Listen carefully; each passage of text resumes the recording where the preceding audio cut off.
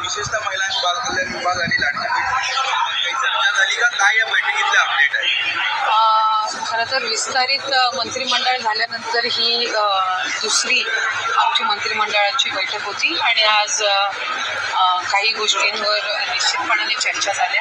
पण साधारणपणे गेल्या काही दिवसांपासून मुख्यमंत्री माझी लाडकी बहीण जी योजना आहे त्या संदर्भामध्ये काही तक्रारी ज्या प्राप्त झाल्यात किंवा माध्यम असतील किंवा इतर जे लाभार्थी आहेत त्यांच्याकडनं सुद्धा काही प्रश्न आम्हाला साधारणपणे विचारले जात होते. मधल्या ह्या 1.5-2 महिन्याच्या कालावधीमध्ये योजनेमध्ये वेगवेगळ्या आमच्या जिल्हास्तरीय कार्यालय असतील, तालुकास्तरीय कार्यालय असतील, इथलं आयुक्त कार्यालय असेल, इथे काही तक्रारी आम्हाला त्या संदर्भामध्ये प्राप्त झाल्या आणि त्या आधारे आम्ही काही जी पावलं उचलत आहोत त्याची माहिती मी आपल्याला निश्चितपणाने देईल. आधार मिसमॅच म्हणजे नाव आणि आधार नंबर जो आहे हा मिसमॅचच्या संदर्भामध्ये आमच्याकडे काही तक्रारी प्राप्त झाल्या. काही दुबार ॲप्लिकेशन म्हणजे 2 वेळा योजनेच्या लाभासाठी ऑनलाईन ऑफलाईन असेल या ॲप्लिकेशन्सच्या काही तक्रारी आल्या. काही रिलोकेशन ऑफ स्टेट म्हणजे डोमेसाईलची जी अट आपण GR मध्ये घातलेली आहे त्याच्यामध्ये काही ज्या महाराष्ट्रामध्ये लग्नाच्या पूर्वी वास्तव्य करत होत्या पण लग्नानंतर त्या राज्यामधनं स्थलांतरित झालेल्या आहेत अशा काही त्याच्यामध्ये काहींनी स्वतःहून ॲप्लिकेशन केलेलं आहे की माझं आता लग्न झालेलं आहे आणि मी आता महाराष्ट्रातून कर्नाटकमध्ये शिफ्ट झालेली आहे. काही तिथल्या स्थानिक प्रशासनाकडनं आम्हाला तक्रारी प्राप्त झालेल्या आहेत. काही चुकीचे हमीपत्र दाखल केल्याच्या सुद्धा तक्रारी या काही स्थानिक प्रशासनाकडून आलेल्या आहेत आणि काही सरकारी नोकरीमध्ये लागलेले असल्यामुळे त्यांचा लाभ आता कमी करण्यात यावा अशा पद्धतीच्या काही स्वतःहून त्यांनी ॲप्लिकेशन केलेले आहेत की माझी सरकारी नोकरी लागलेली आहे त्याच्यामुळे आपण हे सरकारी चलनमार्फत ते रिफंड करून घ्यावं. जे आम्ही काही प्रमाणामध्ये काही जिथे कंप्लेंट बेस्ड आहेत तिथं सुरुवात केलेली आहे. पण काही ठिकाणी आत्ता आमची सरकारी नोकरी लागलेली आहे तर आम्ही या लाभासाठी पात्र नाही म्हणून आमचा लाभ कमी करण्यात यावा किंवा काहींचं प्रमोशन झालेलं आहे त्याच्यामुळे त्यांच्या सॅलरीमध्ये वाढ झालेली आहे, उत्पन्नामध्ये वाढ झालेली आहे अशा काही आलेल्या आहेत. काही 2.5 लाखापेक्षा जास्ती त्यांचं उत्पन्न झालेलं आहे म्हणून काही आलेले आहेत. तर काही विभागाकडून आलेल्या आहेत तक्रारी तर काही स्वतःहून केलेल्या सुद्धा तक्रारी आहेत.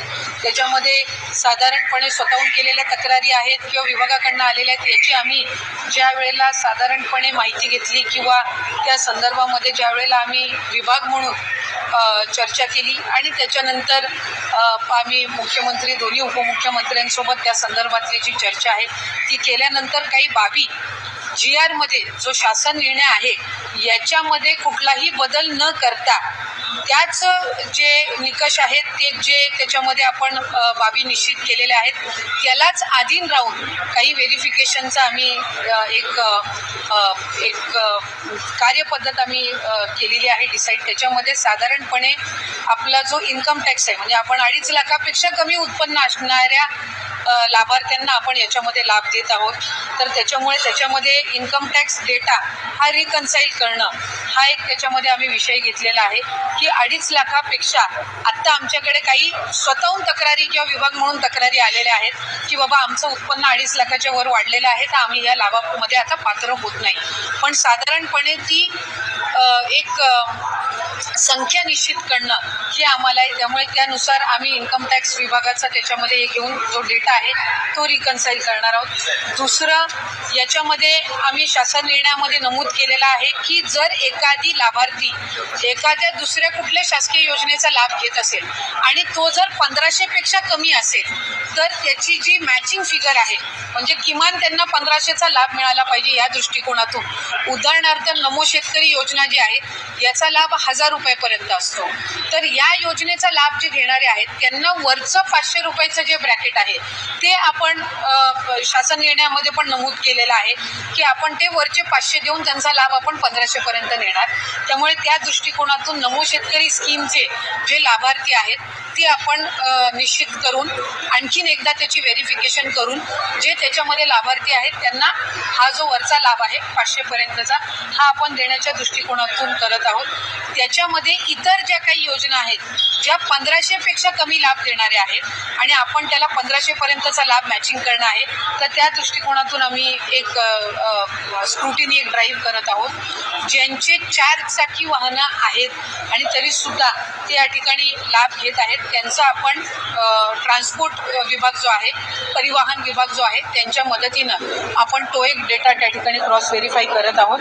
ज्यांचं नावाचं मिसमॅच झालेलं आहे, म्हणजे आधार कार्डवर नाव वेगळं आणि स्पेलिंग आणि त्यांचं बँकचं खातं जे आहे त्याच्यावर त्यांची स्पेलिंग ही वेगळी आहे, ती एक क्रॉस व्हेरिफिकेशन आपण करत आहोत. आणि आम्ही केंद्र सरकारकडे किंवा आपल्या सेंट्रल गव्हर्नमेंटकडून आधारचं एक अप्रुव्हल आपल्याला लागतं KYCसाठी, तर ती एक आम्ही त्यांची परवानगी आल्यानंतर ती एक आम्ही सुरुवात करत आहोत. त्यामुळे या 5 बाबींवर आपण साधारणपणे जे आम्हाला कंप्लेंट आलेले आहेत, मग काही कंप्लेंट पालघरमधून आलेले आहेत, काही यवतमाळमधून आलेले आहेत, काही फलटण साताऱ्यामधून आलेले आहेत, काही वर्ध्यामधून आलेले आहेत, तर या ज्या साधारणपणे कंप्लेंट्स आलेल्या आहेत त्याच्या आधारे आपण या 5 बाबींवर चौकशी किंवा एक क्रॉस व्हेरिफिकेशन आपण सुरू करत आहोत. याच्यामध्ये कुठेही आपण जो शासन निर्णय मूळ काढला होता याच्या कुठलेही निकष किंवा त्याच्यामध्ये कुठलेही बदल आपण करत नाही आहोत.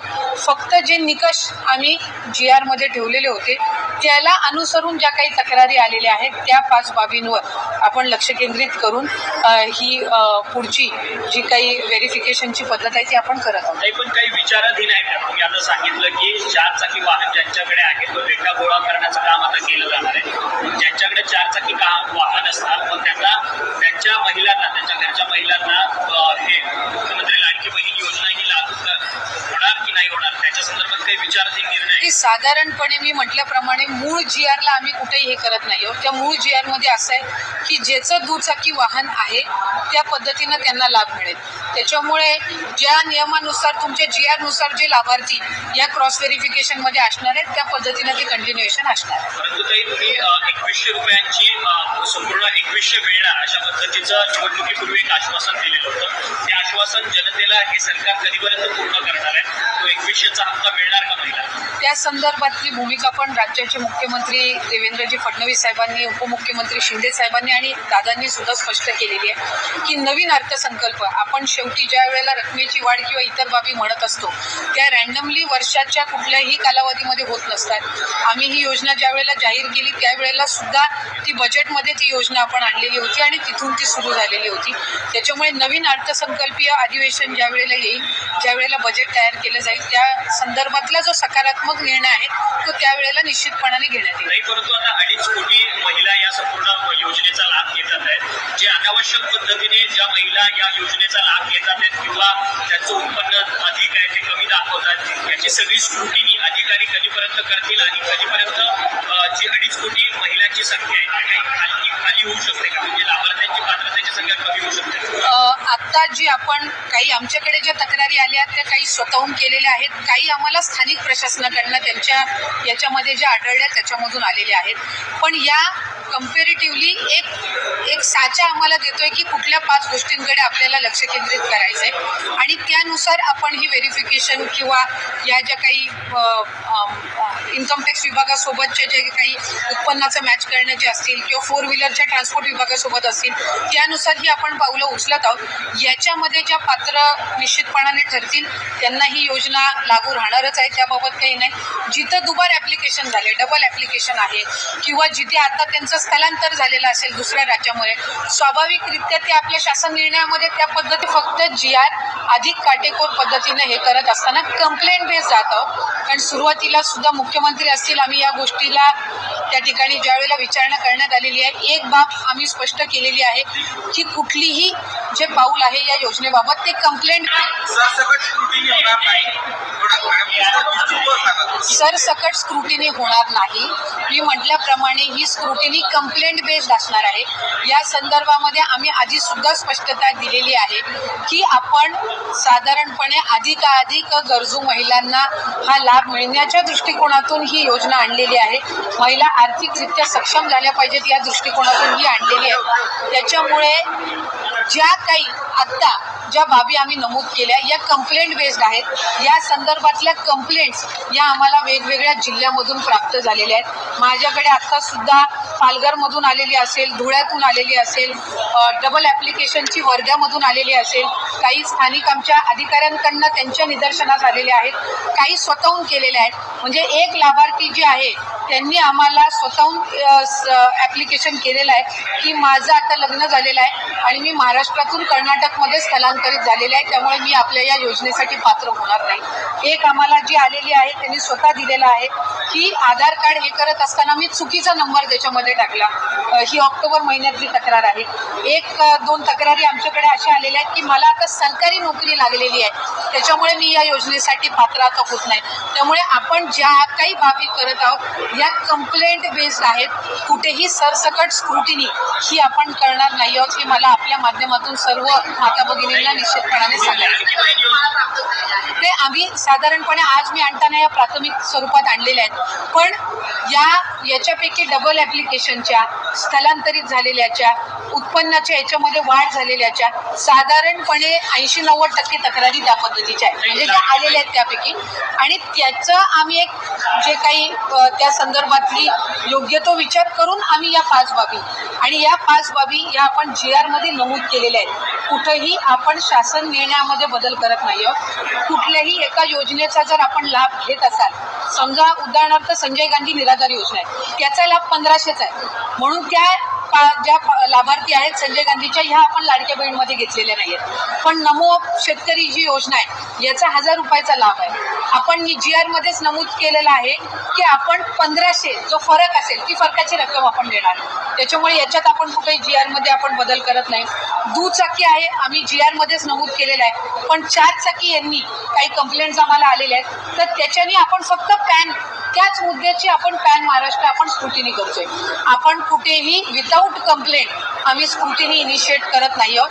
त्याच्यामुळे मी स्पेसिफाय केलेलं आहे की या 5 बाबी इन्कम टॅक्स म्हणजे उत्पन्नामध्ये जर वाढ झालेली असेल, 2.5 लाखाच्या पलीकडे जर कुठल्या लाभार्थ्यांचं उत्पन्न गेलं असेल तर ते आता त्या योजनेसाठी लाभार्थी म्हणून पात्र नाही आहेत. जर दुचाकीच्या वर जर कोणाची वाहनं 4 चाकीची असतील ते पात्र नाही आहेत. जर ते इंटरस्टेट जर मॅरेजेस झालेले असतील तर ते आता त्याच्यासाठी पात्र नाही आहेत. सरकारी नोकरी लागली असेल तर ते पात्र नाही आहेत. आणि आधार कार्ड आणि बँकचं हे जर नावामध्ये फरक असेल आणि त्यांनी ती लक्षात आणून दिलेली आहे तर ते पात्र नाहीत. पण याच 5 बाबींवर आपण पॅन महाराष्ट्र जी आहे ती आपण त्या संदर्भातली योग्य ती पावलं उचलत आहोत. साधारण अॅनालिटिकल जर बघायला गेलं तर आपण तक्रारी किंवा आपल्या स्थानिक प्रशासनाच्या देखील लक्षात आलेलं आहे की काही म्हणजे पात्रधारक नसतानाही काही लोकांच्या खात्यात पैसे जात आहे. याची आकडेवारी टक्केवारी किती आहे, साधारण किती टक्के महिलांना यातनं वगळलं जाईल असं वाटतंय प्राथमिकरित्या, जेणेकरून सरकारचा निधी देखील वाचेल?